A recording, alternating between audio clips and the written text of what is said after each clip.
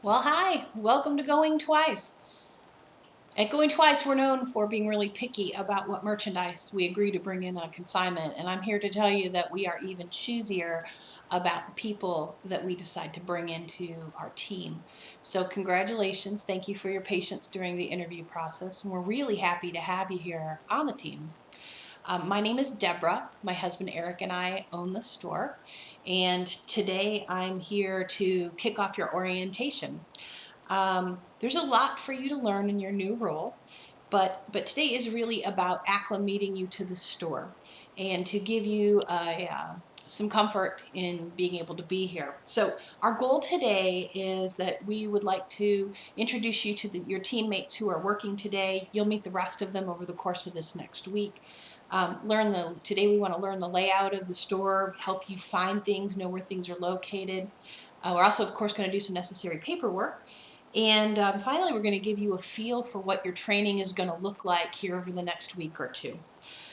You were given a workbook earlier, so we definitely want you to have that out and make good use of that. There are places in there to take notes on all the videos, on all your training activities, and please do that. Please make good use of that. I will give you a little heads up that there is a quiz after every section. So, it's an open book quiz, so you can use your notes, but we encourage you to take the notes.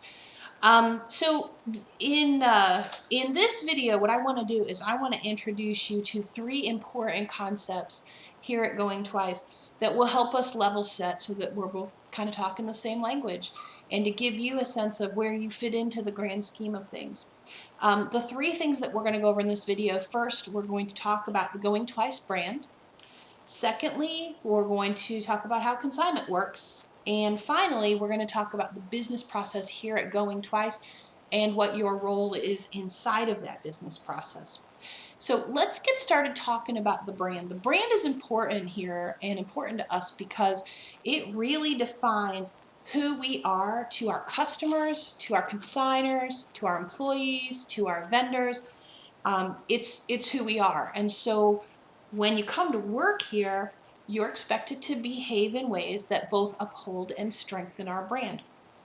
So let's take a look at what that is. The brand at Going Twice is pretty simple. We've boiled it down to three words. It's more meaningful than that, but three words are pretty easy to remember. Our brand is this: we believe we are friendly, knowledgeable, and helpful, and we deliver quality, value, and professionalism. There are different behaviors that go into each of those brand attributes. And during your training, after your training, and the whole time you work here, we'll talk about your behaviors and the things that you do in your job that strengthen and uphold that brand. We're going to give you training so that you know exactly what is expected of you and what is expected from how you behave so that you can uphold the brand and strengthen the brand. In fact, your evaluation, which you'll get one at 90 days, and then one every year after that on your anniversary, your evaluation is all based on the behaviors that make up the Going Twice brand. So you're going to hear a lot more about our brand while you work here and certainly throughout your training. Moving on, I want to talk a little bit about how consignment works. I'm sure that you have heard some myths about consignment, as many people have, and I'm going to try to debunk some of those myths as we go through this. But let's start off with, so what is consignment? How does it work? So consignment's a fairly simple concept. What happens is that somebody decides that they no longer have a need for, in our case, a piece of furniture or some home furnishing item. Now, they may have lost their need for that item because they are moving and they don't want to pay the money to ship it. They are moving into a new place and it doesn't fit into their new place. They may be downsizing so it doesn't fit.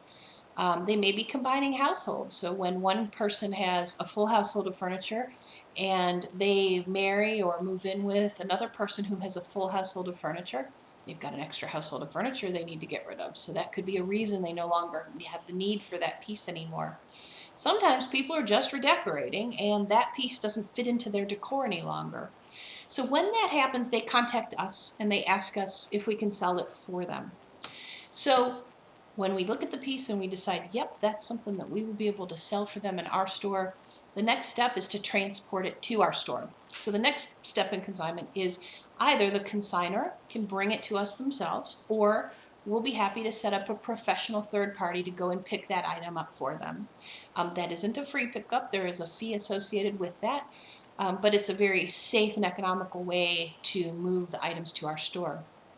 Once the items get in our store, we make them look as beautiful as they ever have. So we might do minor touch-up on the piece, we will thoroughly clean the piece, and then we're going to display it in our store in a way that is very attractive. We hear frequently from our consigners that, wow, that piece looks better in your store than it ever did in my house. That's not uncommon.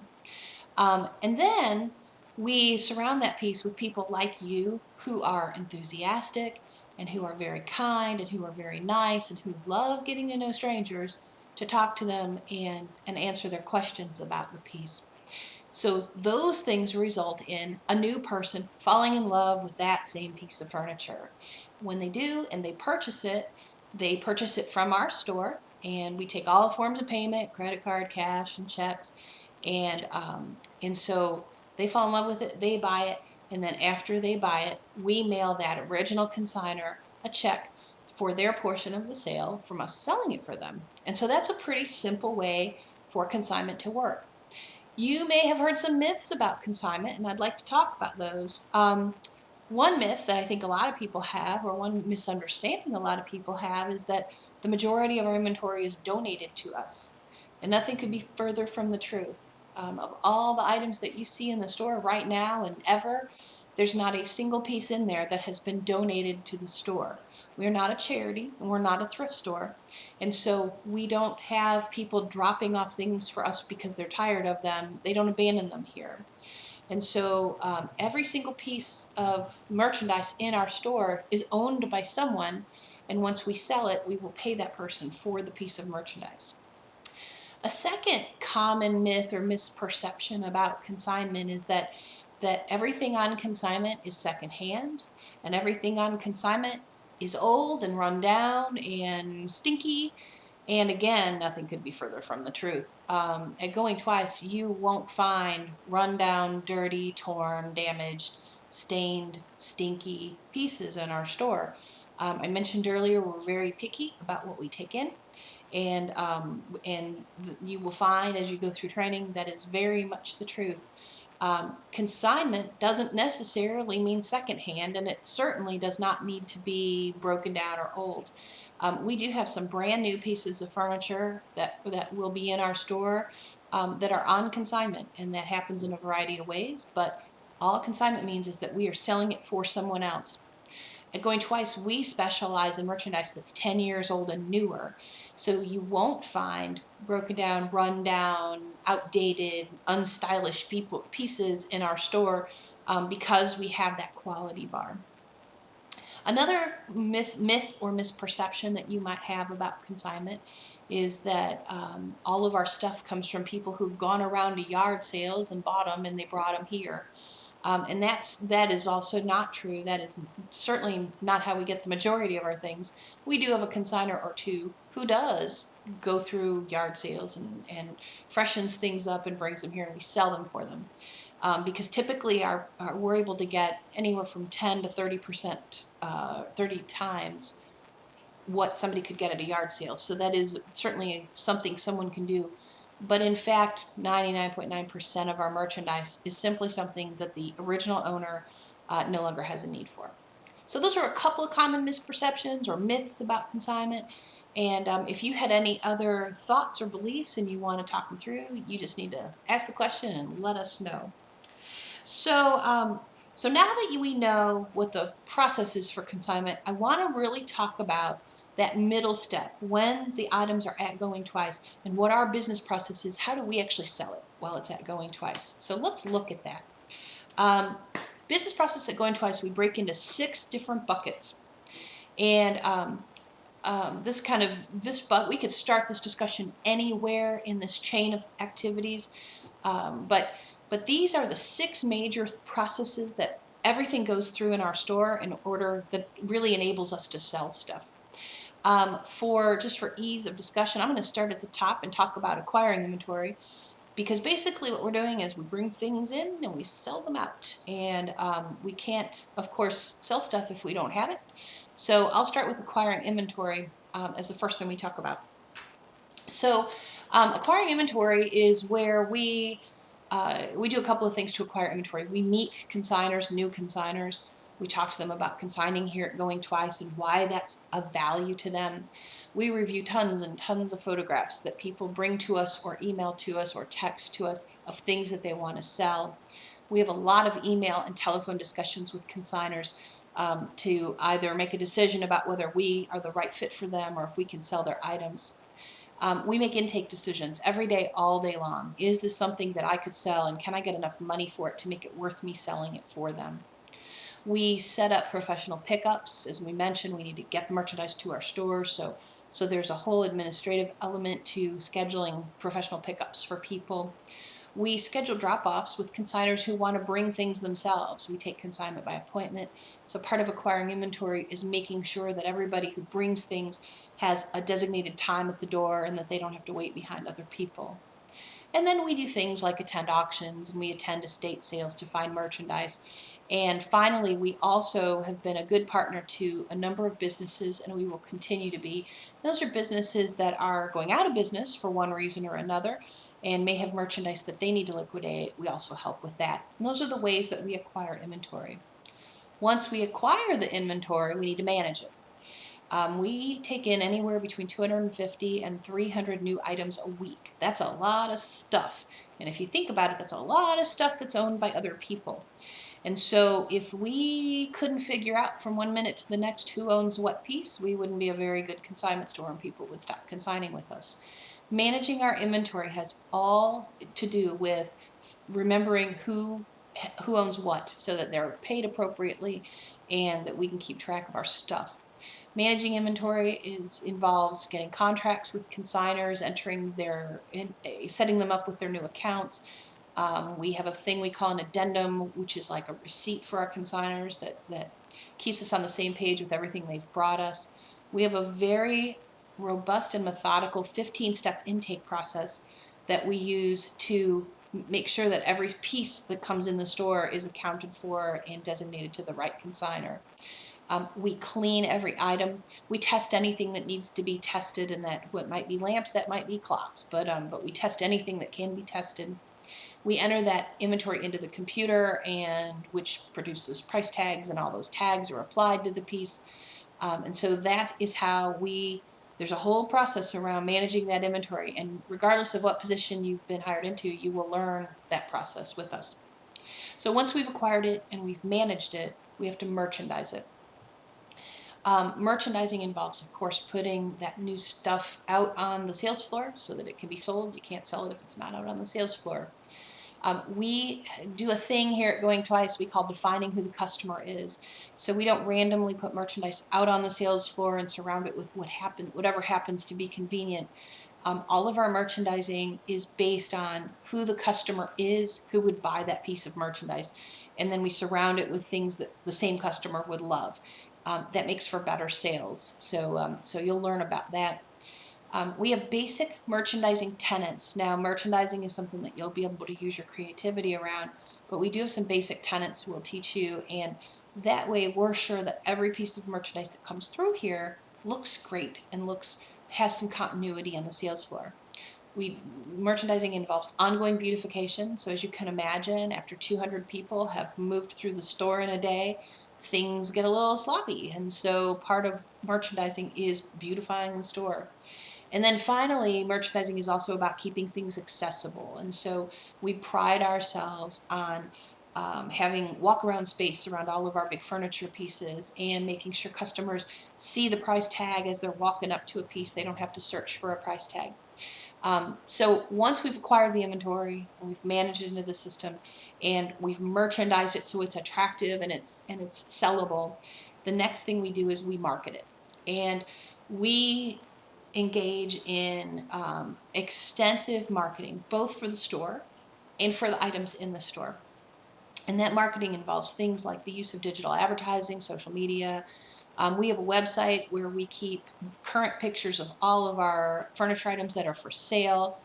We do email marketing, we do direct mailing, we're in print, we do television advertisements, lots of signage. We do at least one major promotion every year. And of course, all of that's going to involve a ton of photography. And so you will see a lot of photography going on in the store all the time to help support our marketing efforts. So we acquired it, we're managing it, we merchandise it, we market it, and then we have to maintain it while it's here. Good news is our stuff doesn't sit around too terribly long, but while it's here, if it's made out of wood, we will furniture polish it every week. If it's got glass on it, we will Windex it every week. For any piece of non-furniture that sits on top of a piece of furniture, so like if you have a vase and you want to put it on a table, we'll put felt between the vase and the table because we protect all of our furniture with felt. We make minor repairs to things as they're needed. Again, 200 people sit in a chair throughout the day, the leg might get loose on it. And so we are constantly making those minor repairs and keeping our furniture in tip-top shape while it's on the floor.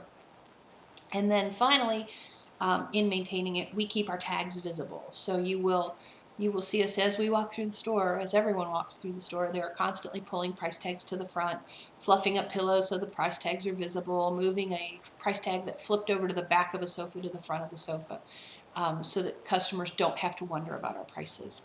So we've acquired the inventory, managed the inventory, we have merchandised it well, we've marketed it, and we've maintained it, or we are maintaining it. And that brings us to selling through customer service. This is a hugely important job. This is where the rubber kind of meets the road. We do a lot of different things with our customers. Everybody's greeted. We do what we call circle backs, where we touch base back with the customer to see how they're doing and answer their questions, and more importantly, to build a relationship with them. We tender sales, which means we ring them up. We have some special things that we offer our customers, like pre-buys and special orders, and you'll learn about those during training. There's paperwork that's involved with every sale, and that's so we can keep track of who bought what. Of course, we bag it and we wrap it, and we will assist with loading if people need assistance, and we can also connect them with delivery if they would like to have the piece delivered to them. And then regardless of whether they buy or they don't buy today, we're going to thank them, and we're going to say goodbye to them, and we're going to invite them to come back and visit us again. And that is super important, because if they don't buy today, they're going to come back and they're going to buy later, and they'll bring their friends and neighbors with them. But that's our business process. And so you may be wondering, well, the job that I've been hired to do, how does it fit into this business process? Where will I be adding value? So I'd like to go over that next, the roles as it pertains to our business process. So let's take a look first at intake. Intake is where every single piece of merchandise, those 250 to 300 different items a week, intake handles every single one of those. And so their big key role at GoingTwice, if you're an intake specialist or an intake associate, is to manage the inventory. Those steps that I talked about, the 15-step process, our intake specialists and intake associates literally touch every single piece of merchandise. They also are important to our merchandising efforts, because intake specialists and intake associates will be pushing large furniture items out into pads on the sales floor in partnership with the sales staff.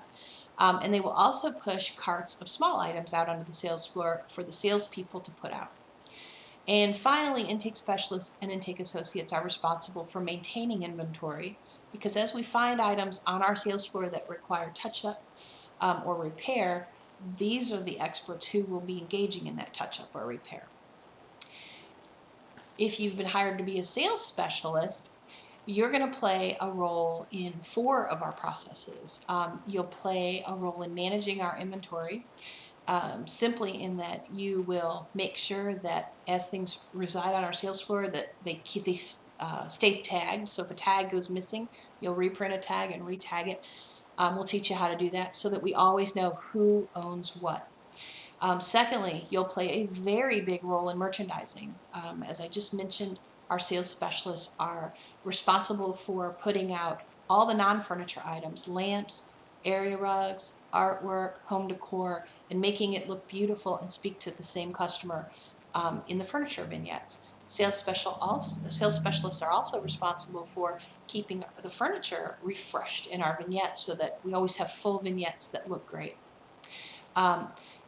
Third, our sales specialists are responsible for maintaining inventory, and that's in your daily work lists. You will find that you are assigned to dust a certain amount of furniture or Windex a certain amount of furniture, and that'll happen on a daily basis.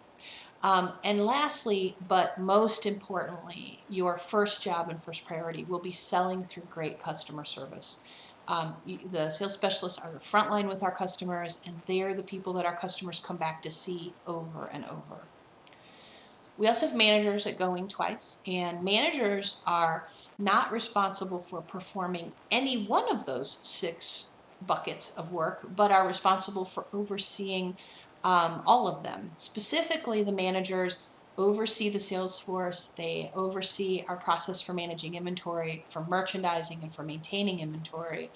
And our manager will also play an active role in acquiring inventory because our manager will review photographs and make some inventory intake decisions.